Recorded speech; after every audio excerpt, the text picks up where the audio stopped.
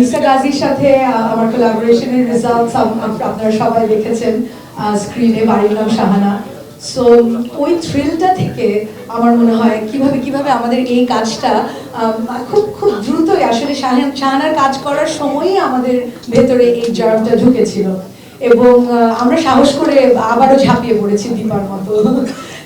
এবং আমার কাছে মনে হয়েছে যে ওই লিখার ইনিশিয়াল বিটটা এটা আমার জন্য একটা চ্যালেঞ্জিং বিট ছিল, বিকজ গল্পটা কিন্তু আমি আগে বাড়ির নাম শাহানার গল্পটা কিন্তু আমার লেখা না, ওটা লিসাপার একটা শর্ট স্টোরির উপর বেস করে তারপরে আমি আর লিসাপা মিলে চিত্রনাট্য লিখেছিলাম। কিন্তু এখানে আমার সৌভাগ্য হয়েছে আমি আর ও মিলে অরিজিনাল স্টোরিটাও আমাদের লেখার। তো সব থেকে বিগেস্ট অ্যাডভান্টেজ আমি যেটা বলবো সেটা হচ্ছে যখন আমি একটা গল্প লেখার সাথে সম্পৃক্ত থাকি তখন ওই পুরো পৃথিবীটা আমি এত সুন্দর করে বুঝতে পারি।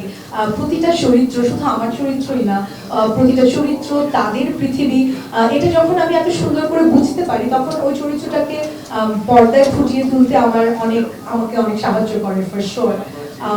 বাট আমি জাস্ট মানে আমাদের কল্পনার একটা এরকম ম্যানিফেস্টেশন হবে লিসাপা, যে আমরা ইনাদেরকে, আমি পরিমণির পাশে বসে আছি, আমি চঞ্চল ভাইয়ের পাশে বসে আছি, আমাদের মানে কল্পনার একদম মানে সত্যি হয়েছে। আমরা খুবই এক্সাইটেড এবং আমি আর্টিস্ট হিসেবে মানে I just really want to say I am so excited to work with this amazing people and for our second collaboration লিসাপা।